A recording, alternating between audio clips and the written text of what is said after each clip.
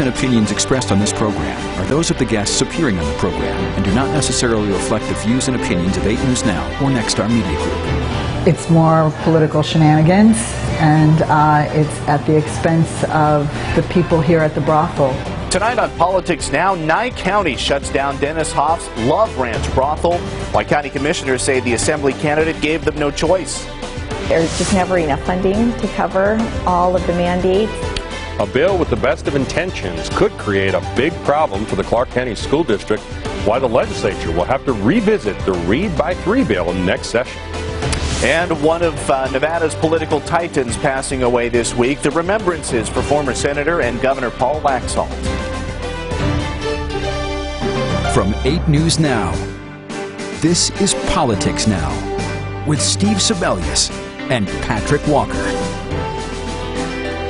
Well, Nye County commissioners have shut down the brothel of Republican Assembly candidate and rabble-rouser Dennis Hof. Thanks for joining us. I'm Steve Sebelius. And I'm Patrick Walker. The Love Ranch closed its doors Tuesday, and Hof and county commissioners are blaming each other.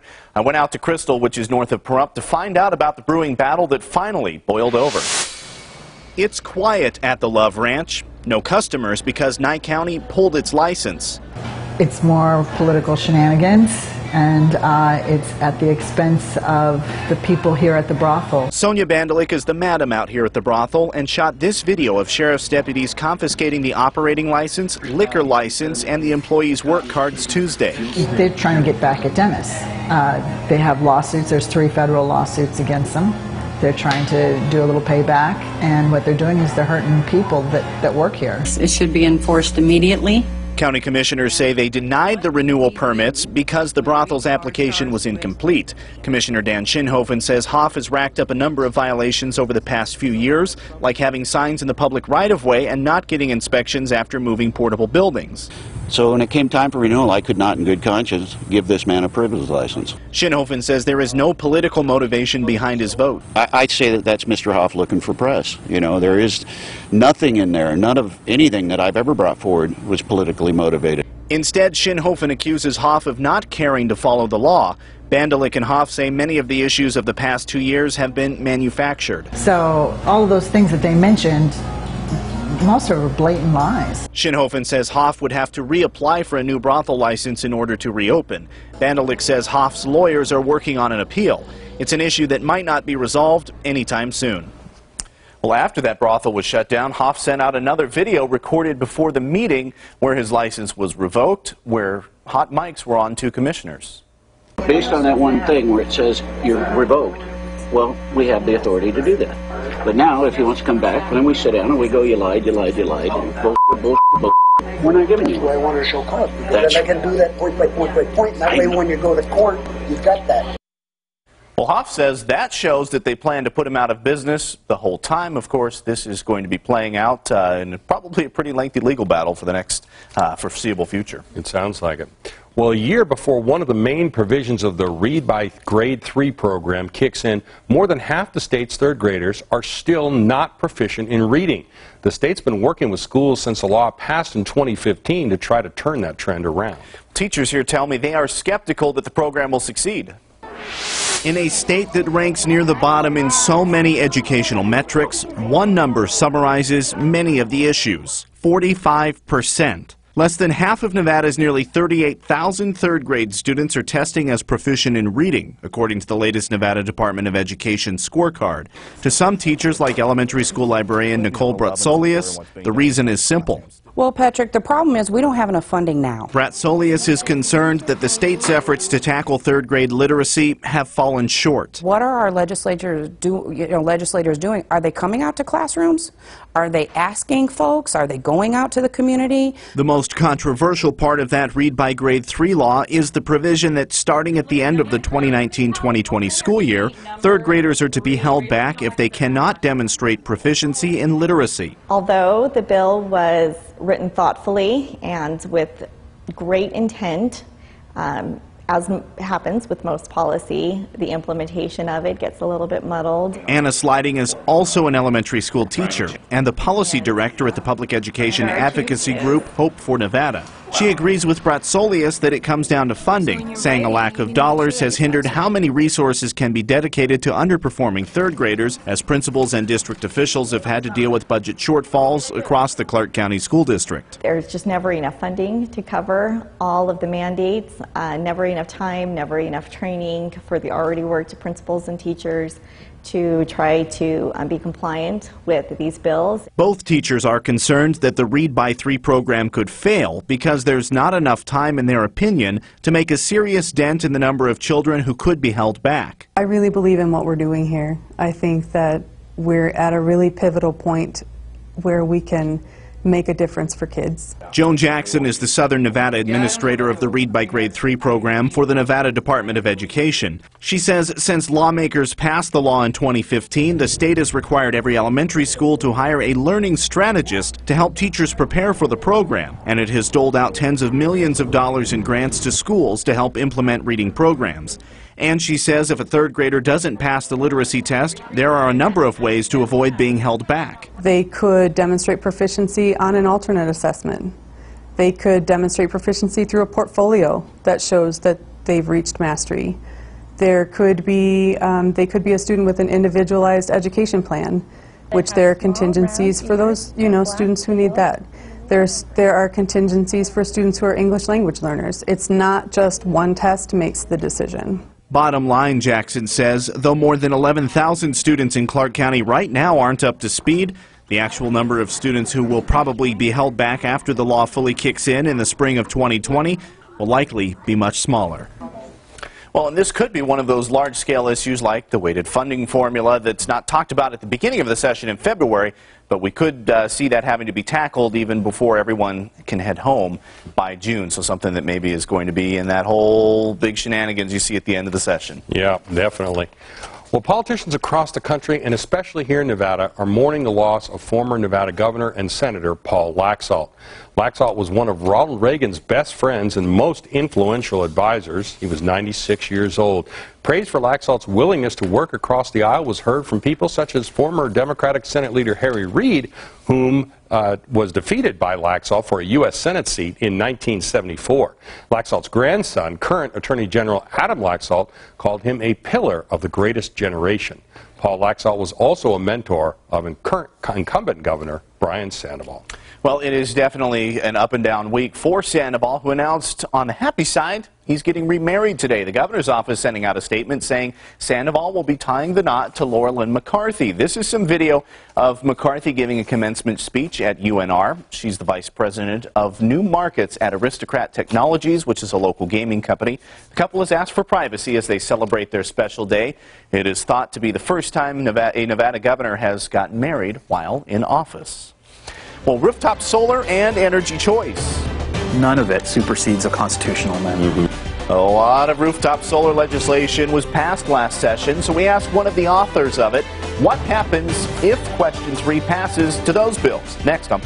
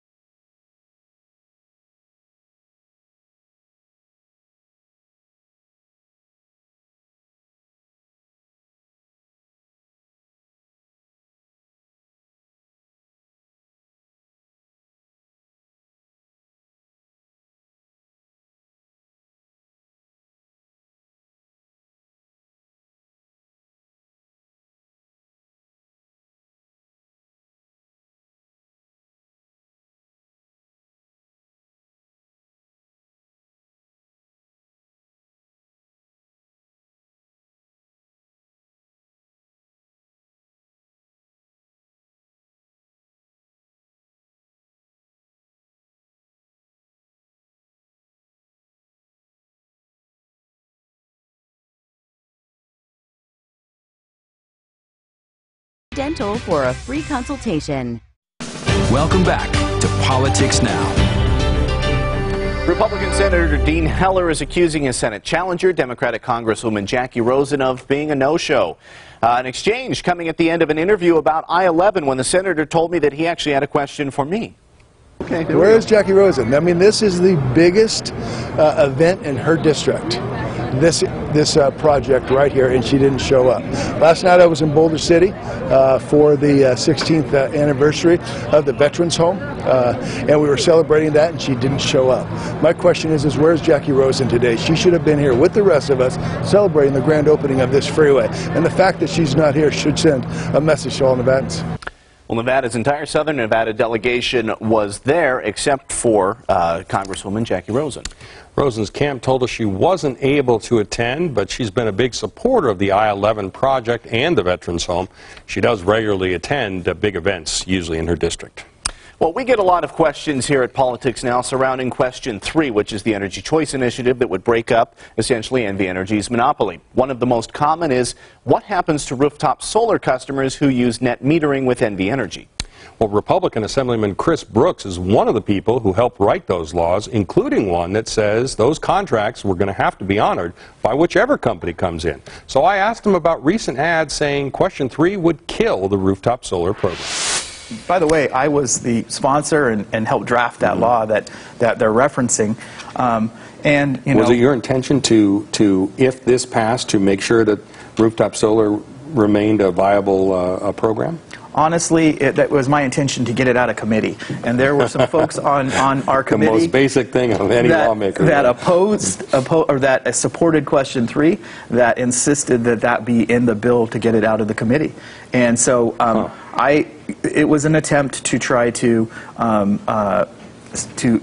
fix the rooftop solar issue that we had in front of us without slowing down the Question 3 initiative. So even as you allowed that bill to be amended with that provision in there, in your mind, you were thinking this won't matter if a constitutional amendment passes with the language that says you can't interfere with anybody's rights to sell electricity.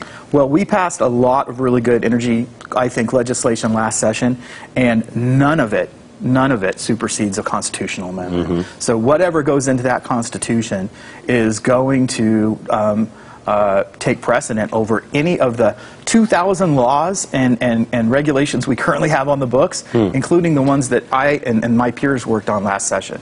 So if this passes, you go back to Carson City, you have to sort of fill in the blanks with many of these things. The rooftop solar issue will be one of those issues. Could people who have rooftop solar, could they be simply out of luck that they wouldn't be able to have those contracts honored, wouldn't be able to sell the electricity they generate, excess electricity, back to the grid, and not receive any benefit from that? Well, I don't know what it's going to look like, but what I do know is it is not going to look like what it looks like right now.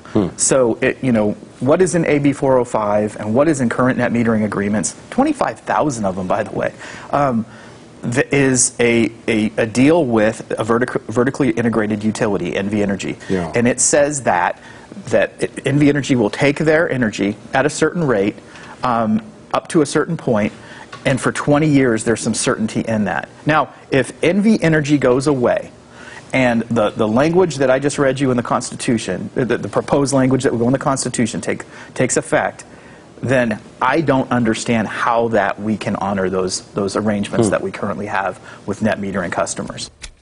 Well, there's a lot more of that interview on Question 3 on LasVegasNow.com. We also have other interviews from people supporting Question 3 and from people supporting Question 6, which would increase the amount of renewable energy Nevada must use to 50% by 2030. That's all on our website. Look under Political News under the News tab. Well, unwanted endorsements. I think it's pretty funny that Dennis Hof is embracing them. It's his name right in the middle with them on each side. Well, with some unusual endorsements popping up, including from Dennis Hof, as you heard. The face-off panel debates how those are going to matter at the top of the ticket races. Next on Politics Now. And stopping red light runners, the bill draft request that aims to use cameras to catch scofflaws. That's next as Politics Now continues.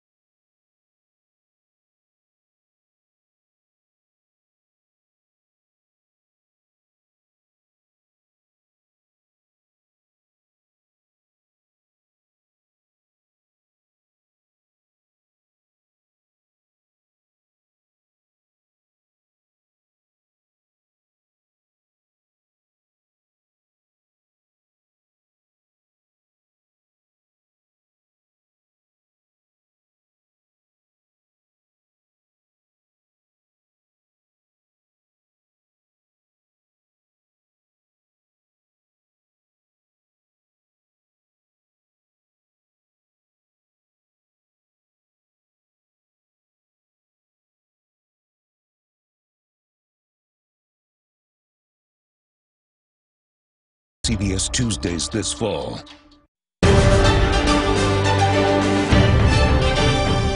Well, some unexpected or unwanted endorsements are starting to happen in the 2018 races. Brothel owner Dennis Hof has endorsed fellow Republicans Adam Laxalt and Dean Heller with a billboard featuring all three of them, even though Laxalt and Heller won't return the favor. And former Las Vegas Mayor Oscar Goodman has endorsed Laxalt as well. So we asked our face-off panel whether endorsements matter. Here's KXNT radio host Alan Stock and Battleborn Progress Executive Director Annette Magnus. Do these endorsements really matter at all to anybody? Sure, some do, some don't. I think in the case of Oscar Goodman, that's very different than the rest of these other ones.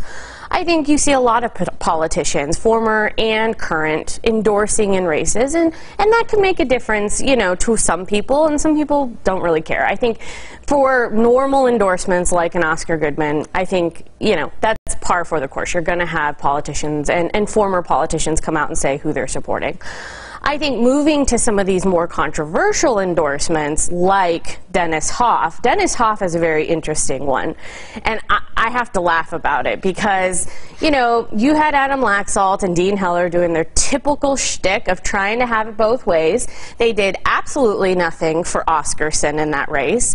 Then a day before the election, they pull their endorsement of Oscarson, tell him to pull it off his website, and then suddenly now they're wanting to back away from Dennis Hof. You don't get to do that. You don't get to have it both ways here.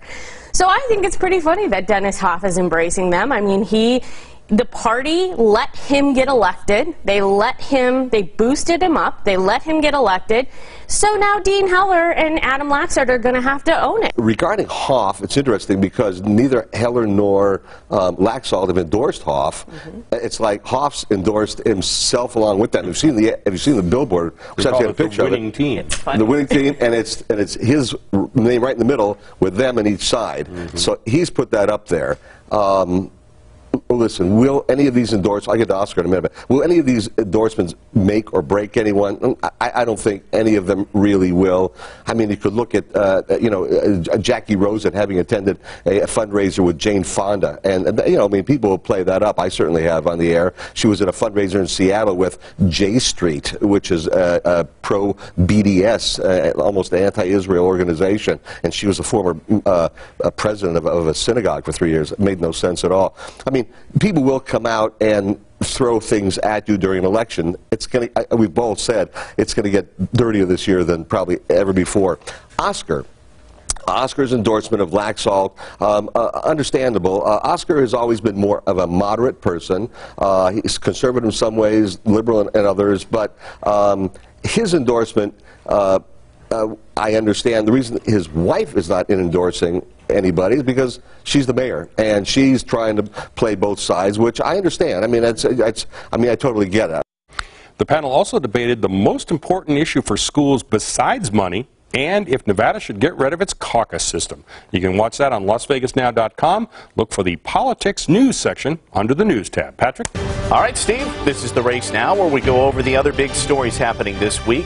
A Las Vegas billionaire is giving money to a legal fund aimed at helping pay legal fees for Donald Trump's associates that are targeted by the Russia investigation.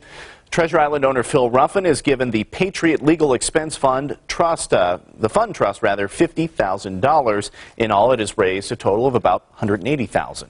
Las Vegas City Councilwoman and Southern Nevada Health District Board member Michelle Fiore included controversial remarks about vaccines in her official Ward 6 newsletter. Fiore encouraged people to think twice before getting their children vaccinated, incorrectly listing what the allowable exemptions are. Other members of the board quickly encouraged people to get vaccinated. You can see the I-Team's Vanessa Murphy's stories on it on LasVegasNow.com. And a video has emerged of Jackie Rosen seemingly saying she knew what to do after October 1st when other politicians didn't. October 1st, when we had that massacre, I went to those hospital rooms and those funerals. None of the other politicians said, "What do we do?" I said, "I'm just channeling my inner." I think, what would Rabbi Axelrod say? Well, that was during a fundraiser hosted by J Street, which is a progressive Jewish organization held up in Seattle. Of course, Rosen was not the only politician to attend all of those funerals. Pretty much everyone in Nevada did in the political world. And County Commissioner Steve Sisolak and Governor Brian Sandoval were more often out front addressing the public in the days after the massacre. So I think, Steve, the question is, the video itself, do you see that as damaging at all? Well, you know, I think the worst part, I think other elected officials took offense at what she said. Her campaign said she was just trying to say that nobody was really prepared and knew what to do during that tragedy, worst mass shooting in American history. And so far, Dean Heller's campaign has not used that in an ad, but I have a hunch you may see that material again. Well, an effort to curb road deaths. Red light cameras could be making another comeback. We'll tell you about the latest proposal next on Politics Now.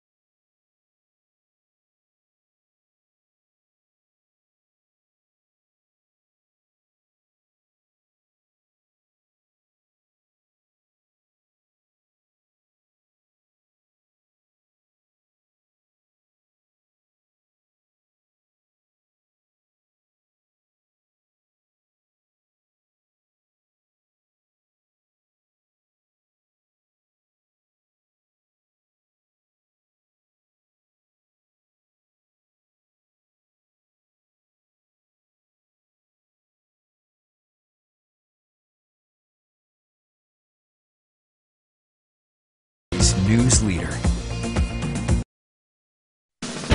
Well, the DACA program finally saw some movement this week as more court rulings were handed down. Our Washington, D.C. correspondent Alexander Limon explains it for us. I understand that there have been some recent developments in court regarding the Deferred Action for Childhood Arrivals, the DACA program. What's up with that?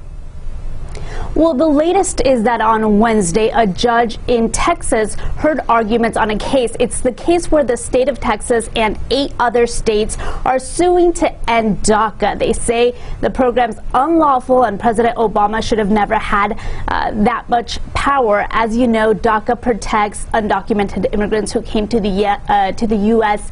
illegally as children. It allows them to go to school and work. So they're suing to end the program, and immigration activists I've talked to this week say they fear the judge will rule in favor of Texas and to end DACA. The issue here is that other recent court rulings, federal court rulings we've had in recent weeks, went the other way. They went in favor of DACA. In fact, the most recent one out of D.C. ordered the government to fully reinstate the DACA program, including accepting new applications. So if the Texas judge goes the other way, the rulings would be in direct conflict, meaning that it's almost certain that the issue of DACA will end up before the Supreme Court.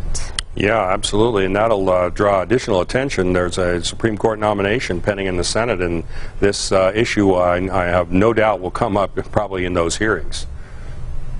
Yeah, absolutely. And the thing is, we actually don't know a lot about where Judge Kavanaugh stands on immigration because he was a D.C. Circuit Court judge, and this Circuit Court just doesn't see that many immigration cases. Okay, so common sense, right? But you better think twice before you decide to run a red light, at least if a bill proposed for the next session of the Nevada legislature becomes law. Yeah, that bill would allow cameras to catch people who run red lights and speeders. The debate over red light cameras is nothing new in Nevada. Since the legislature banned red light cameras back in '99, There have been attempts in 4 separate legislative sessions to allow police to use those cameras. This time, the Office of Traffic Safety and the State Department of Public Safety has requested the bill. Opponents say the cameras can actually cause more accidents, but proponents say speeding and red light running claim lives every year. A back-to-school police crackdown this week, for example, resulted in 91 citations for drivers who failed to yield to an officer dressed as a giant neon pencil. So funny, kitschy things, but they work. Yeah, absolutely, absolutely. Well, that's our show. Thanks very much for watching Politics Now. You can see us the next couple of Sundays as a programming note coming up after Face the Nation, so Sunday morning, so be sure to tune in there. Otherwise, have a great rest of your weekend. We'll see you next week.